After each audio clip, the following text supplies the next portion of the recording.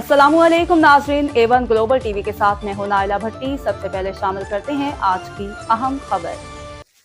मेलसी मोहम्मद मुख्तार सोलंगी मेलसी शहर में 80 की दहाई में बिछाई गई मेन सेवरेज लाइन मुनहदिम, गलियां और सड़कें गंदे पानी से भर गई। अवामी एहतजाज और मीडिया दबाव की वजह से बहाली की कोशिशें जारी।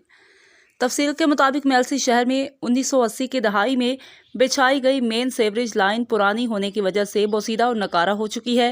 पिछले माह से मेलसी शहर की नालियां और सड़कें गंदे पानी से भरकर गलाजत और मच्छरों के आमाजगाह बन चुकी हैं।